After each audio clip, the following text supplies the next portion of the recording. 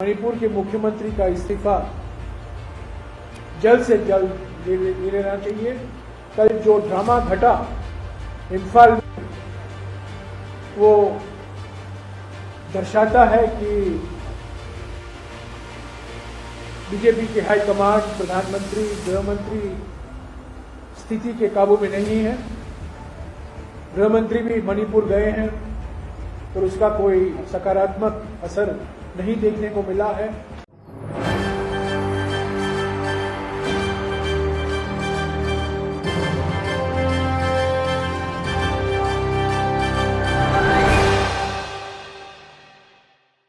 नमस्कार, मैं नाज़मीन खान और आप देख रहे हैं SPNI न्यूज़। मणिपुर हिंसा की बात की जाए तो केकई और मैत ये जातियों के बीच में जो हिंसा भड़की हुई है, ये शांत होने का नाम नहीं ले रही है। लगातार हिंसा इतनी बढ़ गई है कि सुरक्षा बलों के जो वो कैंप हैं, उन पर भी यहाँ पर आग के गोले फेंके जा रहे हैं। यहाँ पर एक तरीके से हिंसा भड़काई जा रही है, जिसमें कई लोगों की मौत भी हो जाती है और यहाँ पर लूटपाट की खबरें भी सामने आती हैं। सीधे तौर पर देखा जाए तो ना तो प्रधानमंत्री अभी तक मणिपुर के दौरे पर गए हैं, ना ही अमित शाह यहाँ पर कोई बड़ा कदम उठाते हुए नजर आ रहे हैं।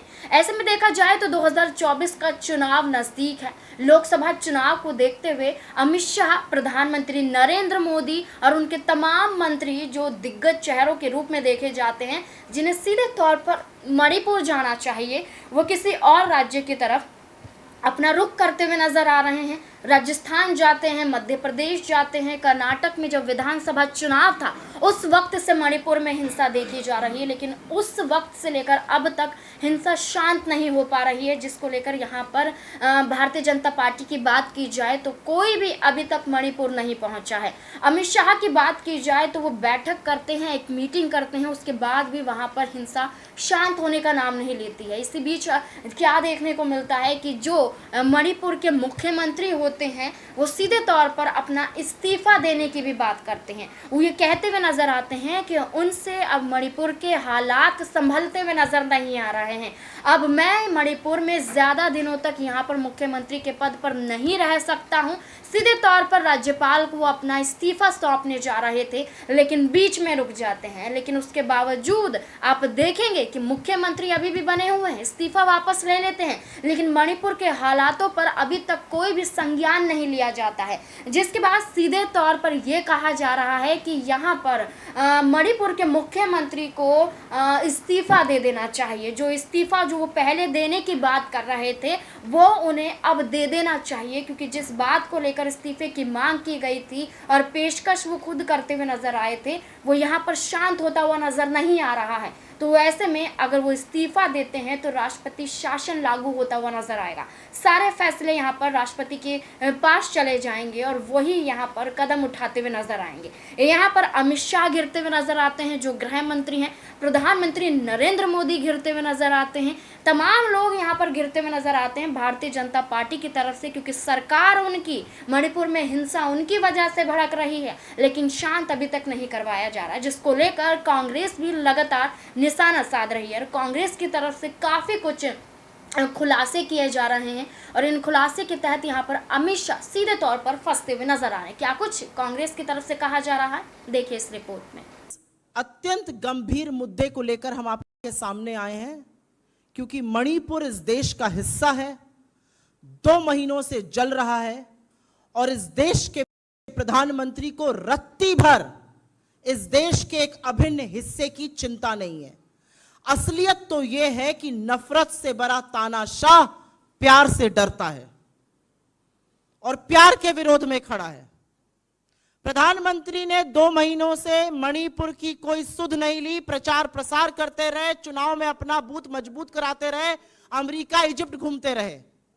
गृह मंत्री ने पलड़ा झाड़ लिया, 130 से ज्यादा लोग की मौत हो चुकी है, हजारों लोग मजबूर हैं, कैंप में रहने के लिए विस्थापित हो चुके हैं, स्कूल कॉलेजेस, हजारों बिल्डिंगें जलकर राख हो गई हैं।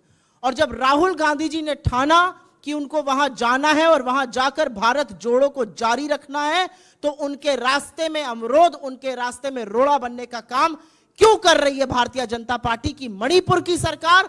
और यह सारा काम केंद्र की मोदी सरकार के इशारे पर हो रहा है। और इसका एक ही फलसफा है, राहुल गांधी जी वहां क्यों जा रहे हैं?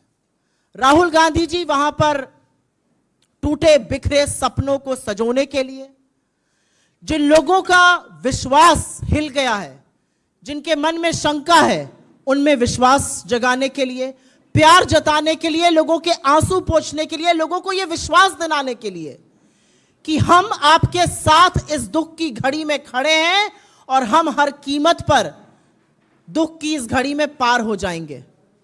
इसलिए राहुल गांधी जी वहां पर जा रहे हैं। राहुल गांधी जी वहां पर प्रेम का संदेश देने जा रहे हैं। राहुल गांधी जी वहां पर लोगों से मिलने जा रहे हैं। राहुल गांधी जी वहां पर लोगों को ढांढस बंधाने जा रहे हैं और जिस नफरत के बाजार में मोहब्बत की दुकान खोलने की उन्हें ठानी है, उसको आगे बढ़ाने के लिए जा रहे हैं। इसमें किसी को क्या आपत्ति हो सकती है? राहुल जी मणिपुर पहुंचते हैं, इंफाल के एयरपोर्ट से निकलते हैं, महज 20 किलोमीटर दूर उनका काफिला चलता है और विष्णुपुर में उसको रोक लिया जाता है। उस काफिले को क्यों रोका गया? पहले इसी प्रशासन ने कहा आप बाय रोड जा सकते हैं, उस काफिले को रोका जाता है और जिन लोगों में थोड़ी सी आशा और थोड़ी सी उम्मीद जगी थी, तो कोई तो है जो हमारे साथ खड़ा है, वहां लोग आ जाते हैं, वहां गांव के लोग इकट्ठे हो जाते हैं और उन गांव की महिलाओं पर बर्बरता और निरंकुश पुलिस टीयर गैस के गोले दागती है। ये मणिपुर के लोग हमारे देश का हिस्सा हैं, ये हमारे भाई बहन हैं, जिनसे इस देश का एक बेटा उनकी खैर खबर लेने जा रहा है, उनको प्यार जताने जा रहा है, उनको ये विश्वास जताने जा रहा है कि आप हमारे देश का एक अभिन्न हिस्सा हैं, आप भारत का एक अभिन्न हिस्सा हैं और परीक्षा की इस घड़ी में हम आपके साथ खड़े हैं। वहां से उनको रोक दिया जाता है और प्रशासन जिसने परमिशन दी थी, ऑब्वियसली उनके पास ऊपर से फोन आता है, उनके पास तानाशाहों का फोन आता है और प्रशासन उनसे कहता है कि नहीं, अब आप ऐसे नहीं जा सकते, अब आप हवाई जहाज से जाइएगा। वो जैसे भी जाएंगे, वो जाएंगे जरूर। और मुझे ऐसा लगता है कि प्रशासन ये रोककर कहीं ना कहीं ये साबित कर रहा है कि वो कितना डरते हैं। नफरत करने वाले लोग मोहब्बत से क्यों डरते हैं, प्यार से क्यों घबराते हैं। प्रधानमंत्री के पास मेरा बूथ सबसे मजबूत करने का टाइम है, अमित शाह जी के पास बिहार घूमने का वक्त है, जेपी नड्डा जी के पास राजस्थान जाकर झूठ परोसने का वक्त है, लेकिन इनमें से किसी के पास यह वक्त नहीं है कि वो जाकर मणिपुर में लोगों का हाल जान सकें, उनके आंसू पोंछ सकें। ऐसा क्यों है? और इस बात का जवाब तो मिलना चाहिए कि ऐसा क्यों हो रहा है। ऐसा इसलिए हो रहा है क्योंकि तानाशाह घबराता है। तानाशाह को लगता है अगर भारत जुड़ गया और भारत जोड़ने पर यह आदमी आमादा है, तो कहीं ना कहीं मेरी जो नफरत और डर के बूते पर बनाई हुई इमारत है वो ध्वस्त हो जाएगी, और वो ऑलरेडी ध्वस्त होना शुरू हो गई है। तो हम जितनी भर्त्सना करें इसकी कम है। राहुल गांधी जी इस देश के एक हिस्से में उन लोगों से मिलने गए हैं जो 2 महीने से पीड़ित हैं, उनके आंसू पोंछने गए हैं, उनको मोहब्बत जताने गए हैं। उनको रोकना पाप है। और क्या जुर्म है? इस देश में किसी के घाव पर मरहम लगाना जुर्म है? इस देश में देशवासियों का हालचाल पूछना जुर्म है? किसी से मुलाकात करना आज पाप है? भाईचारा फैलाना पाप है? इसके बारे में जवाब एक निरंकुश तानाशाह और उसकी बर्बर सरकार को जरूर देना पड़ेगा। और मैं कुछ वाकये जरूर बता देती हूं। आज 2 महीने हो गए मणिपुर में प्रधानमंत्री के मुंह से हिंसा की भर्त्सना और शांति की अपील नहीं निकली। यह भी सच है कि अमित शाह वहां दौरे पर गए और जब वो वापस आए तो हिंसा और बढ़ी और लोगों की मौतें हुई। तो क्या प्लान क्या है? एक ऑल पार्टी मीटिंग बुलाई जाती है जिसमें प्रधानमंत्री ही नहीं है।